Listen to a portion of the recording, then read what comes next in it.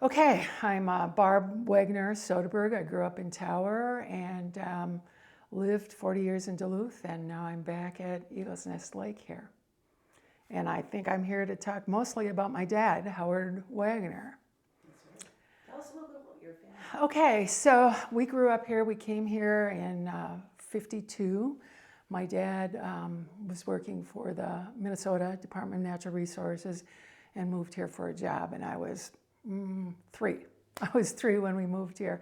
Lived the last house on the end of Tower, could take the trail through the woods to the river and would walk down there and go fishing many days, and had an ideal childhood. And we've actually talked about this, my sisters and I have 2 sisters and 1 brother, but how we almost grew up, I think, maybe a little bit in a bubble, because we thought all families were like our family. You know, every weekend we did things together. We went camping, we went canoeing, we went and picked pine cones, we picked berries, we had a little cabin, a rustic cabin on the north side of Lake Vermilion, and actually Dad would drop Mom and the rest of us kids up there, and we'd stay up there for 4 or 5 days. He'd come by boat at the end of the workday back there, and so,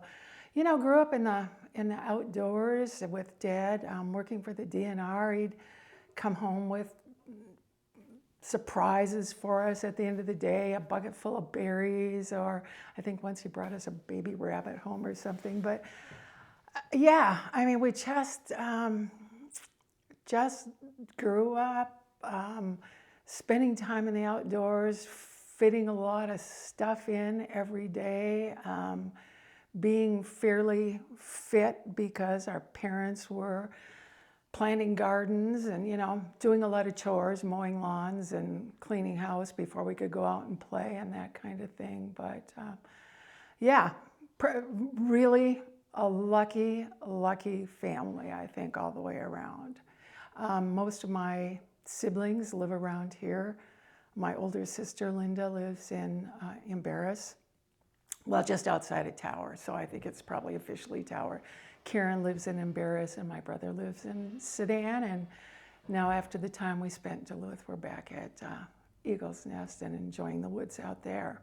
How many years did you live in Duluth? I would say it had to be close to 40 years. So we were there a long time. And I still love Duluth. I miss some of the amenities of Duluth, but you can't beat going out the back door and going for a hike, going out the front doors, you know, swimming, taking my kayak out, the pontoon, you know, whatever it is. And now the grandkids have really enjoyed that same setting. I mean, when they were really little, Mom and Dad would take them off for weekends to get them to learn more about the outdoors, learn to appreciate it, enjoy it. And so they started growing up that way and loved spending time in our cabin as they were growing up. But now they're kind of off to bigger and better things. Our oldest granddaughter will start her 2nd year at the University of Oregon in Eugene, and the twins, Ruby and Henry, are seniors this year. So yeah, life marches on, doesn't it? It does. Yeah. And it was when you marched on to Duluth, you Yeah. were married to Kurt. Yes. So tell us a little bit about Kurt and Erin, your daughter. Yeah, I will do. So Kurt and I met in college. We both went to Vermilion Community College in Ely, and kind of got together then, although I was a tomboy and a phy ed major, and he was smarter than smart and all the other things, and was teed off because at Vermilion you had to take a phy ed class to graduate, and he thought that was just stupid because he could take bowling or something. And so, you know, we are really opposite people, but I guess it goes to show that opposites attract and complement each other all these years. He's got the patience of Job. I do not. And he actually held down the house and taking care of Aaron while I was either traveling for work or firefighting or whatever. But anyway, to jump back just a little bit, before we got married, I worked at the Voyager Visitor Center in Ely issuing permits summers during college, and Kurt was a wilderness ranger on the Lake One chain. And I wanted to be outside more than anything, and I just kept begging to be a wilderness ranger. And we're talking back in the late 60s, early 70s, and women just didn't go out in the woods, and it wouldn't be safe, and there were all these reasons. And I said, well, what if I found another female, and there were two of us? And no, you couldn't do that either. That's just not safe. And so Kurt and I were planning on getting married the next year anyway, and I said, what if it's a husband and wife? Because you couldn't, as singles, you couldn't, male and female couldn't go out together. And they said, well, think about that. And they got the regional office involved, and the next year Kurt and I were wilderness rangers up in the Crooked Lake area in the BWCA. So, and then I graduated from college as a teacher, Phi Ed major. I had a sociology minor. And that was the year that in Minnesota, they got rid of the elementary Phi Ed teachers. So all of a sudden, there's a big glut on the market. And Kurt was working on a master's degree in Duluth, so I wanted to stay in that area. But I'd been working summers for the Forest Service, and at the end of that summer, there was a engineer that was on long-term disability. And they said, Jay, you got a college education. We know your work ethic. Do you want that job?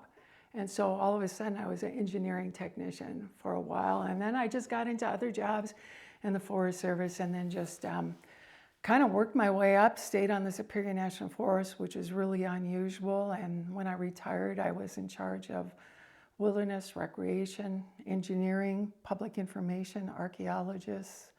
It was a fabulous career, fabulous. I was also a wildland firefighter, so in years of high fire danger, I'd get shipped out west generally to fight fires for 3 weeks or so. But now we're getting into me, and I really want to spend time talking about my dad. So. Okay, tell us a little bit more about your dad. Okay, so I'd say he's a legend. He's a role model. Was an athlete. He was smart. He knew something about everything and shared it with anyone. I didn't really know how great he was until maybe even after he had passed away, and I started looking at some of the articles that were written about him. Some when he was still alive, and I always admired him and looked up to him. But man, he is just so tied into the history of Tower. He was, an athlete, not when he was young, but probably, in his 40s, he became an athlete and skied and ran, and, he's a canoe guide. He was a trap shooter. He was on a rifle team. And then of course he was a forester. And so for the city of Tower, he was a city forester and was in charge of the Gunderson Forest. He was on the fire department here. He started a whole lot of things in Tower. He sort of thought about in the Gunderson Forest and laid it out, and with volunteers built the Howard Wagoner ski trails outside of Tower. He was instrumental in the Tower to Hoodoo Point bike trail. He was instrumental in the Ancient Cedars Trail here, just east of here. The trails north of Tower. I think he started the 4th of July run, to be honest, many, many years ago. I don't know that for sure, but I'm pretty sure. But, some of the things I learned about later and got a little history is he's kind of responsible for Bearhead Lake State Park. back in, yeah, I can't even tell you what year it was. He was given a crew of unemployed miners. There had been a strike, and told, you find the projects for them. And one of Dad's big jobs, besides timber sales and the other forestry related things, was firefighting and making sure there were access into areas if a fire started. And he had been working in that area that's now Berry Lake State Park, and thought that would be a good project to put some kind of a trail in there so that there would be access for fires. But he said he had really, really mixed thoughts on that, because it was such beautiful wilderness kind of area, and he knew that putting a road in there would open it up to all kinds of other things. So he was really a bit worried about it, and put quite a scenic road in there. And after it was done, he got some of his bosses from the region and the state to come up to show him just how beautiful it was. And they talked and they said, you know what, this is beautiful. We're going to make a state park out of it. So, there's that. He was instrumental in the Taconite Trail from Ely to Tower, the first rendition of it laid out. So just all kinds of things that he was involved with in the Tower area. And all tied to recreational? Yeah, almost all of them tied to recreation. And I remember even back when I was in high school, the 1964 Wilderness Act, which created the Boundary Waters Canoe Area Wilderness. We talk about that a lot. I remember I went to state speech on why we need the Boundary Waters, and here later on in my life I'm managing the Boundary Waters, which was always a reward for me for sure. But we talk about it, and he really did think that there needed to be some level of protection for some of that area. So yeah, involvement in many, many things. And it's steward of our forests and for sure. Yeah. For sure. And that came through, well, maybe just a little bit about his personality. So he tried to fit as much as he could in, every day. But and as I said a little bit earlier, sharing what he knew with other people. But for him, it was important to keep very physically fit. And he said once, and I think I'd say he was in his 40s, but who knows? And he talked about the things that he wanted to do and things that he wasn't necessarily finding time for. And in one of the articles that I brought you earlier, it talked about him when he turned 40, he doubled that and said, that's 80.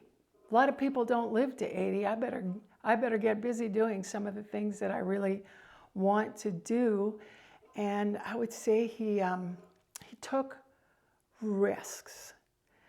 And, he wasn't foolish about them, but I think he took more risks than a lot of other people, because you just, you give up so much in life if you always want to be perfectly safe. And I would say that's one of the things that he probably instilled in his family and his grandkids. And I think, other people around him as well.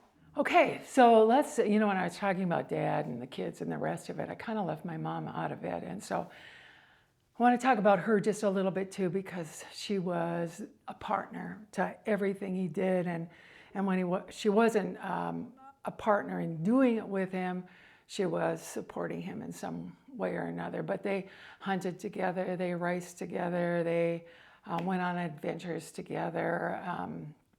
And all the time they spent with the kids, it was almost always mom, dad, and the kids together. But so she was also a real role model, especially back then, because she did things that a lot of other women didn't do in terms of being in the outdoors and, you know, trapping, hunting, fishing, all those kinds of things. And, you know, talking about some of the adventures that her and Dad went on, I can remember after they retired, Dad had a motorcycle, and I think it was a Honda Gold Wing. And he and Mom, that's how they traveled. They went everywhere. They hit every state in the continental United States. They hit almost every province in Canada on their trips. Some of those while he was working on vacations. But then after he retired, they just decided they're going to Alaska. And everything on the back of that motorcycle, they camped out. They were gone for a month to 6 weeks. I can't even remember how long it was. We were all out of the house, obviously. And they camped every night but one. And the one night they didn't camp, they were way up north in polar bear country. And there was an ordinance that you could not camp outside. So, but you know, the stories they had from coming home, and they were just kind of, you know, every day they had general ideas of where they wanted to go, but it was just all kind of free and easy. And I remember when they came home and I'm asking them, well, how much do you think you spent? How much do you think this 6-week trip cost you? And he said, somewhere between $600 and $700, because they cooked all their meals out. You know, they'd stop and get some groceries, and in fact, they got stopped by the police in one place up there because they were going to splurge, and they bought some cheap steaks, and they were trying to figure out how they were going to cook them, and they came across some kind of a dump and found some bed springs and started a fire under it, and they're cooking their steaks, and the police came along and kind of, I thought they were vagrants, I suppose, I don't know. But yeah. So you know, they were a team. They were a team. Great parents, great role models. Great. So Okay, so when I think about your dad, how old was he when he retired? Was he young? He was in his 50s? he was, well, let's figure that out. He was born in 29 and he retired in 84. So you do the math on that one. So yeah, he was, yes, because he passed away before he was 70, and I think he was 69 when he passed away, and I think he had been retired for 12 or 13 years, something like that. Trying to fit in everything that he didn't have time to do when he was working, and especially after he was diagnosed with ALS. I mean, it didn't slow him down till it physically made it impossible for him to do something. So, you know, before he had ALS, he, you know, we talked about him being an athlete. I mean, he did the Berkey more than a dozen times and came in, I think, in the top 5 in his age group every single time. He came in first, I know, at least once, second a couple times, third a few times. So he did Grandma's Marathon. He did probably every ski race in northeastern Minnesota, from Freezer Gizzard Blizzard in International Falls to the Mora Vasilopet to the one in Bowabic, the Pepsi Challenge. I mean, he was just going all the time, and Mom often with him, and often us kids would go along with him. And I remember doing some races with him, but you know, he would want to ski along with us, but you know, compared to the rest of us, he's like long gone. So he was training on local trails here that he Yes. developed himself? Yes, yeah, most of the time. Or just being in a lot of different races was part of the training. But he'd, you know, during the week, he'd run, he'd ski, he'd snowshoe, you know, whatever would keep him active, would keep him fit, and would get him outdoors is sort of the big part of it. So if your mom wanted to see him, she was going to join him? She was going to join him or support him or whatever, yeah, for sure. Oh, that's great. So what else about your dad can you being diagnosed with ALS. How old was he? He must have been about 65 or 66 because he lived till he was 69. Truthfully, he wouldn't have wanted to live that long. It's a debilitating, horrific, hard disease that I hope I never have to see or watch again. But obviously it's out there. But it is a tough disease. But even with that disease, he kept going. That's when he and I would often walk and with other people as well, we'd walk the what now is the Agent Cedar Trails, or the trails above Tower-Soudan back on the north side. And we'd talk and we'd sit, and he'd often go out there and sit by himself, trying to put things into perspective when he could still walk, think about what he still wanted to do. I know when he was first diagnosed, he'd always wanted to go elk hunting out in Colorado, and he did that. He went up to the Brooks Range, just tried to fit in a lot of things. And again, talking about taking risks, he continued to take risks because his answer, was, I don't have as much to risk anymore. I don't have that much time. And I know one time he wanted to go out to Isle Royale, and just he and Mom take a little boat across Lake Superior to Isle Royale, and didn't have a radio on it. And I said, I said, do you really think that makes sense? And that's kind of when he said, I don't have nearly as much to risk. And yeah, they did. And they went out to Isle Royale for a while. So, yeah, he just kept doing it all. On his last Berkey, he did ski a couple Berkeys and even placed in his age class when he was first diagnosed with Lou Gehrig's. But on his last one, didn't have use of his neck. One arm was hanging loose. He couldn't use it at all. His legs were iffy. Mom hooked up one pole with Velcro around his arm to keep that ski pole. And he skied that Coeur d'Alop with one arm and his skis barely working. His last Grandma's Marathon, he ran the half, but at that time he could barely breathe anymore. I remember he had a big neck brace on. He couldn't hold his head up anymore. Both arms were hanging down. And man, he finished that half marathon. I mean, it was just something that he was gonna do. And again, a role model is with determination, believe in yourself, and maybe be a little foolish once in a while. I don't know.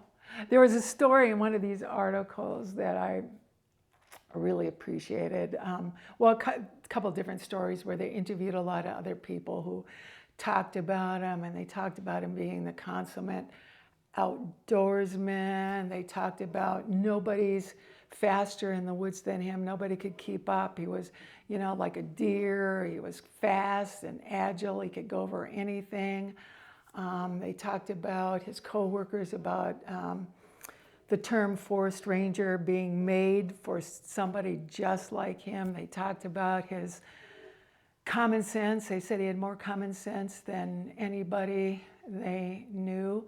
So one of the things that I always remember, and I think about it often, and I just think it's good advice for everybody, is so he was talking to somebody, and they and this was in one of the articles that I read about him too, was talking to him, and they were about something, and I can't remember if it was something they really wanted to do or they really wanted to buy. I don't quite remember, but he said, well, what are you waiting for? Why aren't you going to do it? And the fellow said, well, I'm saving it for a rainy day. And Dad's answer was, hey, it's raining on you and me right now, so go do it.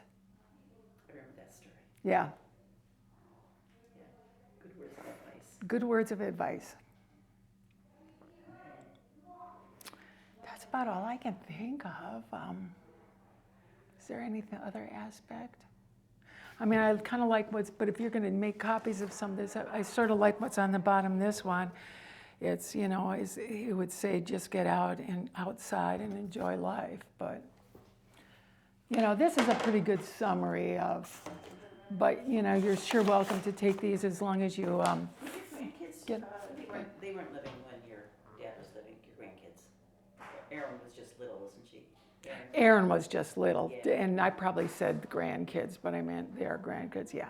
He'd take Erin and Lance and, Linda's kids, and they'd just throw them in the back of a camper and take off for Canada with them. And I know they took a lot more, probably risks with the kids than we ever did, but that was a good lesson as well. Well, I know Erin is, your daughter, as an author, Yeah. has done some really adventurous outdoor activities, probably inspired by her grandfather's legacy. Oh, yeah, absolutely. And, I think she even wrote about that in the back of one of her books about how her grandpa Howard inspired her. And her latest two books that came out in the last year or so, one of them called Control Burn is actually set in a fictitious tower, but it's about a fellow grandfather who worked in the lookout tower at Jasper Peak. And there's lots of parts in that story that, remind her of her grandpa, although she said he was just, a loving, kind man, and the person in the story is kind of a curmudgeon, and her grandfather certainly wasn't a curmudgeon.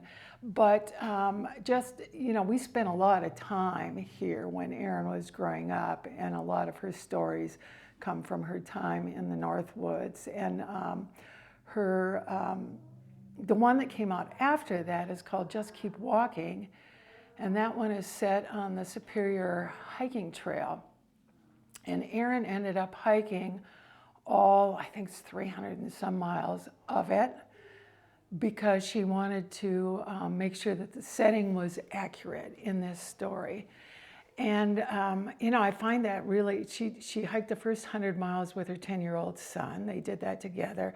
She hiked some bits and pieces with some friends, and she did a little part, I think, with her husband. But I think it was the last 100 miles, if I'm not mistaken, but I'm not sure, she did by herself. Because it was, Grandpa says you can do hard things, and, Grandpa would have been really proud of her. I don't know that she said that, but I know Grandpa would have really been proud of her. And so I just I think a lot of what he instilled in her is coming through in other ways. The book that's coming out in a couple days, a brand new one, is set up on Rainy Lake. It's not called that in the book, but again, that's about the kids in that book are in the outdoors. They're kind of finding themselves. They're gaining confidence, and I just most of her books, and they're all middle grade books, are about kids sort of being comfortable with themselves, being challenged, overcoming something in some cases. But I do think a lot of it is based on some of the traits she developed as she was growing up. And both mom and dad are a big part of that, I think. So Howard and Wilma legacy is continuing to It's continuing, live on, yeah. Not only within Yes. your family, but she's Yes. sharing it with others. And I think it's even going further than that, because their great grandkids, my grandkids, all really enjoy the outdoors. And I know that's one of the reasons Milla picked University of Oregon. Part of that I think was just sort of going somewhere different, finding new challenges, but also they do a lot of things outdoors there, and she's hiking on weekends and going out to the shore and doing things. And she told me that one of her classes this fall is a wilderness survival class. So yeah, it's continuing. and then they're continuing that legacy with Erin's writing, and so she has a broader audience, Right, where she right. can inspire, and then with your grandkids too, and inspiring their friends as they move on into college and onward. Yeah, I think But that's true. It's a wonderful legacy. It is a wonderful legacy. He is a wonderful man. My mom was a wonderful mom, great grandparents. Yeah,